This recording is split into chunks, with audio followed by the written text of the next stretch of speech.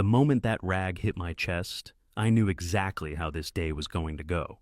Quick note, before we start, how's your day going, and where are you joining from?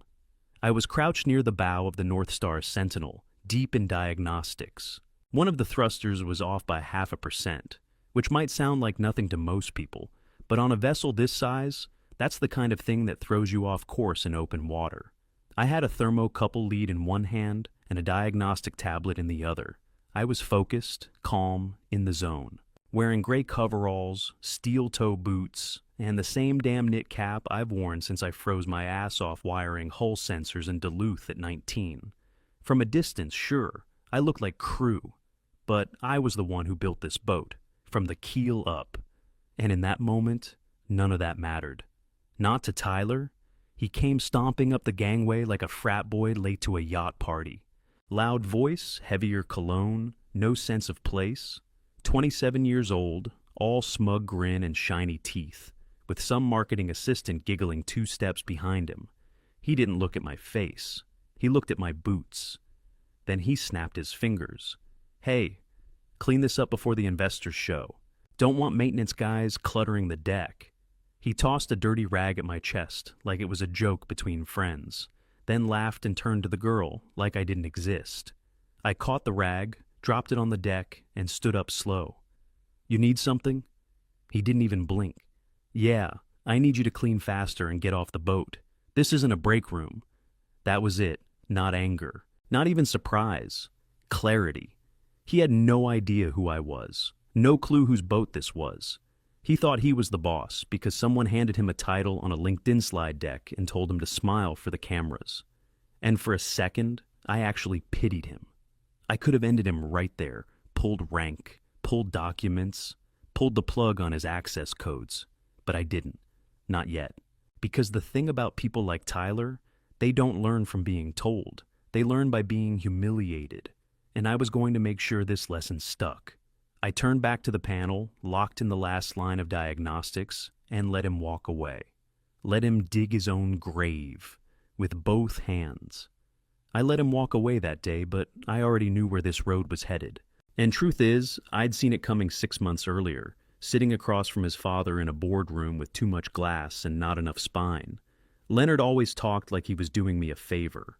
Old school VC type. Gray hair, manicured nails, Rolex on one wrist, Stanford ring on the other.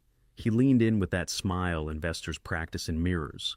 I want to give Tyler something real to manage, he said, like I hadn't already built something real from nothing. Just for corporate demos. Let him own the narrative. Be the face. I didn't flinch. What I wanted was funding, another 2-year runway to finish the next-gen sonar platform. And Leonard had the checkbook. So I let him pitch. We hashed out a long-term operational lease. Every inch of it spelled out in black and white. Title stayed with me. Insurance in my name. Systems managed by my company. Tyler got what I called parade access. He could steer, host guests, stand around looking important. But that's all. No back-end systems, no firmware updates, no security privileges. And buried deep on page 17 was something I called Clause 12B, Owner Override. I'd written it myself, a single line that let me revoke all vessel functions in the event of misuse, negligence, safety violations, or reputational harm, with or without warning. Leonard skimmed. He didn't read. Tyler? He probably didn't even open the PDF. Back in the present, I sat in my office and pulled up the feed. The Sentinel was docked near the private marina at Pier 9. Tyler was on deck pacing around in designer sunglasses, talking big to someone on a speakerphone. Trust me, the old guy's checked out, he said. He's stuck in the past. This demo's mine.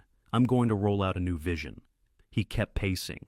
I've already told the board we're pivoting the brand. More flash, less friction. No more of that obsessive QA crap. We fast-track everything. Launch or die. He laughed, like it was clever, like he hadn't just insulted the core of the entire system I spent 15 years perfecting. Then I heard it. We'll quietly phase him out after the demo. He won't fight it. He's too proud. That right there, that was the line.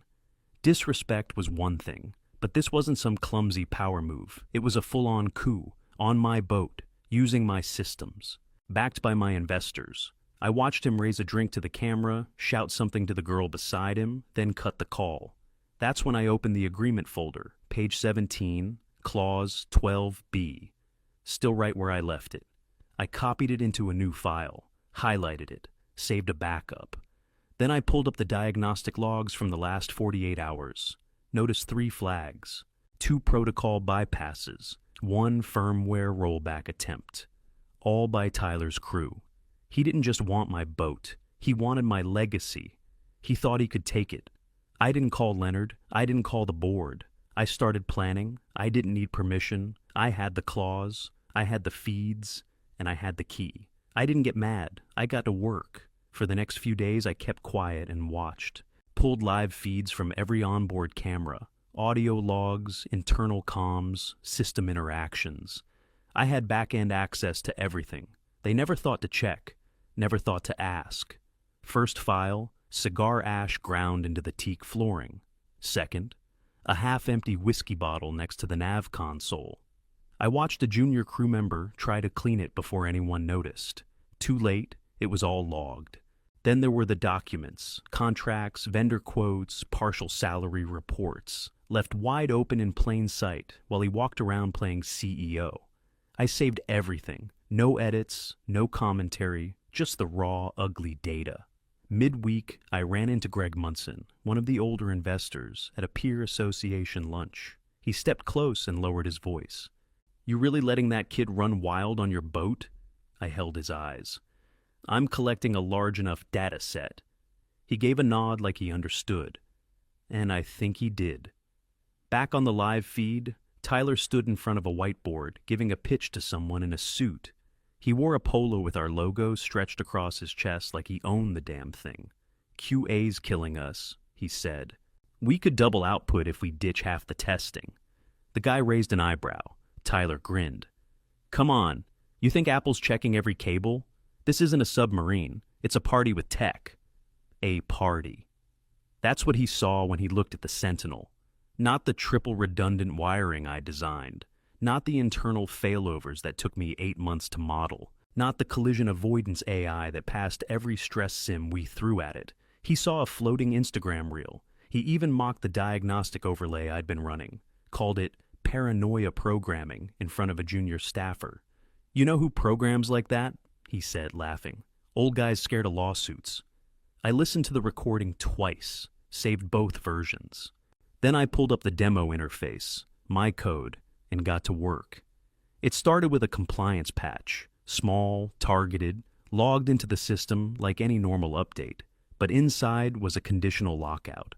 A hard stop for anyone without full operator authorization, completely legal, technically flawless, fully within rights under Clause 12B. If the Sentinel detected unauthorized control during a listed event, demo, client sale, PR showcase, it would freeze all operations, engines, nav, sound, lighting, and it would lock out all commands unless approved by me. I didn't need lawyers. I had the code. I didn't need a meeting. I had the clause. By Friday night, the update was live, verified, tested, and time-stamped. All I had to do was sit back and wait for the idiot to turn the key. By Saturday morning, the patch was fully live. No alerts, no fuss. Just a line of code mapped to my personal fob and phone, hidden behind 2 admin keys and a decoy label. Nobody noticed. Tyler sure didn't. He was too busy barking out orders like some kind of yacht god. Party lighting, big sound system, catered hors d'oeuvres that couldn't survive 5 minutes on open water. He even made one of the interns call a DJ. "The boat's too sterile," he said. "It needs energy, movement, a show." We gave him all of it. I approved the purchase orders myself, made sure the speakers had enough wattage to echo off the whole marina. Anything he asked for, I said yes. The glossier the event, the harder the fall. By mid-afternoon, I caught him filming some Instagram reel with his sunglasses halfway down his nose, talking to the camera like some tech bro guru. "You don't build brands in spreadsheets," he said. "You build them in moments." I stood right off camera, holding back a smile. That evening, we were doing final equipment checks when he strolled past me without slowing down. "You really planning on coming to this thing?" he asked, not even looking at me. I was thinking about it. He turned around, finally made eye contact, and hit me with that slick fake smile tone. "Look, no offense, but it's probably better if you just enjoy it from shore. We're trying to keep the energy fresh. You know, young, exciting, vision-driven." I nodded. "Got it. You'll still get credit," he said, like he was being generous. "You're part of the story, just not the part that shows up on stage." That last bit? That was for him, to feel like he'd won. I didn't say a word. I went home, turned off my phone for the night, and made a cup of coffee strong enough to crack concrete. Then I laid out my clothes for the next day.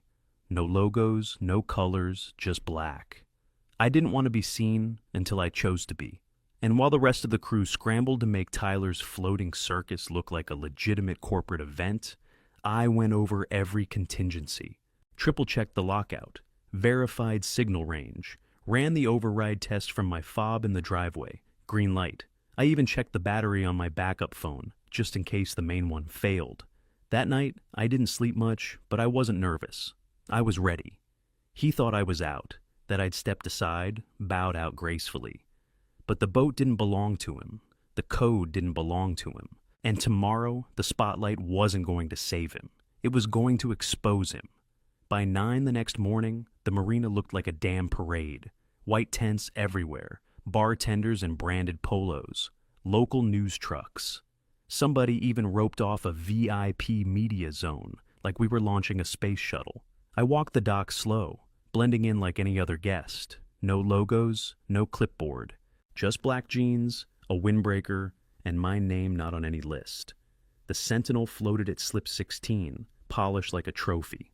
Tyler stood on the gangway in a fitted navy blazer and some ridiculous captain's hat that looked like it came out of a Halloween store. He was already posing for cameras. "Today marks the next phase in open water autonomy," he said into a mic. "Real innovation doesn't just move, it sails." I had to stop myself from laughing. The press clapped. Board members nodded like they understood a single technical thing he just said. I spotted Leonard in the second row, looking proud, like this was his win. I boarded quiet, stayed low, took the maintenance path along the port side, and stepped up to the stern, right behind the sound crew. Then I stepped right back off. Dockside. Perfect view, no shadows. I checked the signal on my phone. Full bars, fob in my pocket, nothing to do but wait. Tyler gave the nod, yelled, "Cast off!" Like we were headed to war. Lines came loose, engines engaged. The Sentinel pulled out slow, clean. Music kicked in, some synth-heavy corporate anthem, and the crowd cheered like they just watched a rocket launch. He strutted across the bridge deck like he owned the world. Cameras followed. A drone buzzed overhead. Board members waved from the dock. They got maybe 200 feet out, far enough to drift, close enough to be seen. I pulled out the fob, flipped the cover, pressed the button. Silence. Every speaker cut off mid-note. The engines went dead like someone yanked the plug. Nav lights flickered once, then black. I watched from the dock as the crew scrambled. Tyler leaned over the console, smacking buttons. Something glitched. Hang on." The helm screen lit up with a red warning. User unauthorized. Access locked. He blinked at it like it was in another language. Tried again. Same result. The Sentinel turned sideways, helpless, drifting with no thrust and no control. The music stayed off. Cameras kept rolling. Someone from the crowd yelled, "Is this part of the demo?"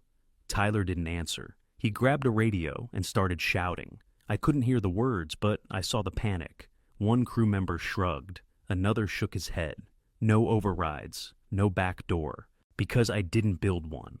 The yacht drifted another few feet and bumped gently against a buoy. The drone got closer, catching his face just as he ripped off the hat and tossed it on the floor. From the dock, I walked closer to the crowd, slow and quiet, sliding in next to a couple of board members without a word. I watched Tyler pacing, sweating, waving his arms like a toddler throwing a tantrum at his own birthday party. Nobody cheered now. A reporter lowered her mic. An assistant looked at Leonard, confused. He stared at the boat, jaw tight, hands still in his pockets. Tyler yelled again, pointing at the helm, but the system wasn't listening. I was. I checked the lockout on my phone. Status: active. Unauthorized control detected. Override required. I didn't press anything else. Didn't need to. He was done, and everyone knew it. The tech was flawless. The silence said everything. The Sentinel kept drifting. And Tyler, he was just along for the ride. I stepped away from the crowd and called Harbor Control. "This is Vessel North Star Sentinel," I said. "We've got unauthorized operation and a full systems lockout, requesting a tow for safety." They didn't argue. They just asked for coordinates. When I hung up, I turned back toward the dock. Tyler was still yelling, pacing in tight circles, pointing at screens that weren't answering him. One of the crew tried to calm him down. He shrugged the guy off. That's when someone handed me a microphone. I didn't ask who. I just took it. I walked to the podium like I belonged there, because I did. No rush, no drama, just steady steps. The board members recognized me first. I saw it on their faces, confusion sliding into something sharper. I set my phone on the podium and tapped the screen. "Before anyone panics," I said, calm and even, "this isn't a malfunction. It's a safety response." The crowd quieted. Cameras turned. I hit play. Tyler's voice came through the speakers, clear as day, laughing, mocking, talking about cutting QA, calling safety protocols red tape, bragging about pushing me out. A couple people gasped. Someone whispered, "That's him." I let it run long enough to get uncomfortable, then stopped it. "What you're seeing out there," I said, pointing to the drifting vessel, "is what happens when access is confused with authority." Tyler finally noticed me. His face went pale. "You can't do this," he shouted from the deck. "This is my demo." I looked right at him. "No, it's not." I tapped the screen again. Photos came up, liquor on the console, cigars on the teak, confidential documents left open, timestamps, system logs. "This vessel is owned, insured, and operated by my company," I said. "That clause has been in the agreement since day one, and it worked exactly as designed." I didn't raise my voice. I didn't need to. Leonard stepped forward. "You never said—" "I wrote it," I said, cutting him off. "You didn't read it." That landed harder than yelling ever could. I turned back to the crowd. Competence isn't loud. It doesn't wear costumes. It doesn't need applause. It works when nobody's watching, and it stops working when the wrong hands take control. Behind me, a tugboat horn sounded. Harbor Control was already moving. Tyler stood frozen now. No yelling, no swagger. Just staring at the console like it had betrayed him. I reached into my pocket, pulled out the fob, and held it up where everyone could see. "These are the keys," I said, "and they've always been mine." I set the mic back on the podium. No flourish, no speech ending. I turned and walked away as the tow line snapped tight and the Sentinel started moving back toward the dock, slow and obedient. I didn't look back. I didn't have to.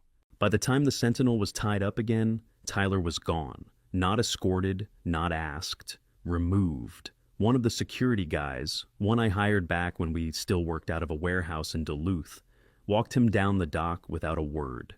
Tyler tried to argue, tried to pull rank, tried to point at his dad. Didn't matter. The board met that afternoon. Emergency session, closed door. I didn't attend. Leonard stepped down before sunset. Some PR flack called it a graceful leadership transition. Everyone else called it what it was, cleanup. By nightfall, the demo video was everywhere. Someone spliced it with my podium speech. Someone else added Tyler's hat flying off in slow motion. It was funny until it wasn't. Incompetence lockout. That's what they started calling it online. A few called it overkill. Most called it brilliant. Every investor understood the message loud and clear, not just about control, about consequences. The next morning, I walked the deck of the Sentinel alone. Still smelled faintly of cologne and spilled tequila, trash in the corners, fingerprints all over the helm. I started at the bow and worked backward, wiped down every panel, scrubbed out every mark, reset every system by hand. Took me 6 hours. Didn't talk to anyone. Didn't answer my phone. At the stern, I found a crumpled crew list under one of the lounge cushions. Tyler's name was at the top. I tossed it in the trash without reading the rest. By week's end, the company was mine again. Fully. No optics, no middlemen, no one calling me paranoid or outdated or in the way. Just clean systems, clean leadership, clean line of sight. The board extended my contract with a single sentence. There is no company without you. They were right. The lesson stuck. People like Tyler think power lives in titles and family money and stage press photos. That if you smile wide enough and shout loud enough, the world will hand you the wheel. But real power doesn't shout. It writes the code, files the documents, builds the override, and waits, quiet, steady, ready for the moment it's needed.